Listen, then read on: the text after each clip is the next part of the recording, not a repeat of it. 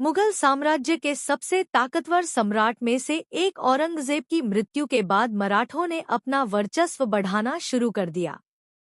मराठों ने दक्कन में कई क्षेत्रीय राज्यों पर कब्जा करने के साथ भारत के एक बड़े हिस्से पर अपनी पकड़ बना ली। वहीं नादिर शाह द्वारा भारत पर आक्रमण से मुगलों का पतन तेज हो गया था, जिसने 1739 में तख्त-ए-तौस, मयूर सिंहासन और कोहिनूर हीरा भी छीन लिया। नादिर शाह की मौत के बाद अहमद शाह अब्दाली अफगान शासक बना और उसने दुर्रानी साम्राज्य स्थापित की। भारत पर कब्जा करने के दौरान जब उसके बेटे लाहौर में युद्ध हार गया तो उसने खुद भारत पर हमला करने की योजना बनाई।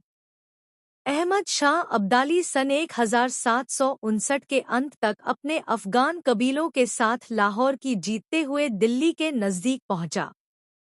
पानीपत से पहले करनाल और कुंजपुरा में अफगान और मराठा सैनिकों के बीच युद्ध हुआ, जिसमें अफगान सेना को भारी नुकसान हुआ।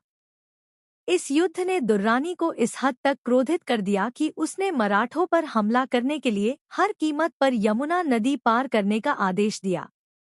दोनों सेनाओं के बीच महीनों तक छोटी छोटी लड़ाइयां चलती रहीं, जिसके बाद दोनों पक्षों की सेनाएं अंतिम हमले के लिए इकट्ठी हुईं। इस दौरान मराठा सेना का खाना लगभग खत्म हो गया था। पानीपत में दोनों सेनाओं के बीच 14 जनवरी 1761 को घमासान युद्ध शुरू हो गया। इस युद्ध में गार्दी सेना प्रमुख इब्राहिम खां गार्दी ने मराठों का साथ दिया।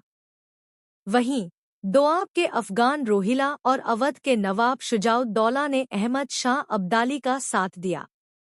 मराठों को रसद नहीं मिल पा रही थी, जिससे उनकी सेना में भुखमरी फैल गई। वहीं अहमद शाह की सेना को अवध और रुहेलखंड से रसद की आपूर्ति हो रही थी। 14 जनवरी को सुबह करीब 8 बजे शुरू हुए इस युद्ध में दोपहर के समय तब बड़ा परिवर्तन आया जब सदाशिवराव भाऊ अपने हाथी से उतरकर घायलों का जायजा लेने लगे।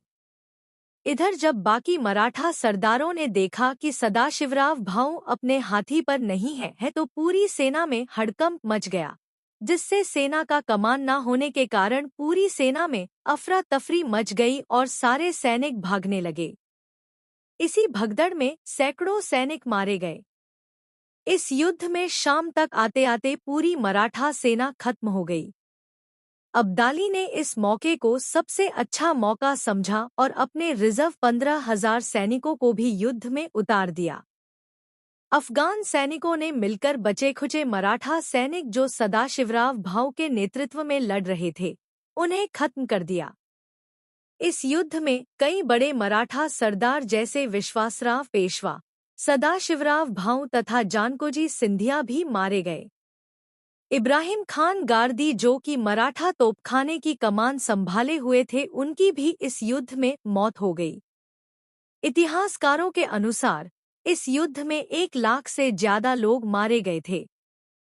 पानीपत की तीसरी लड़ाई ने भारत में सत्ता के समीकरण बदल दिए।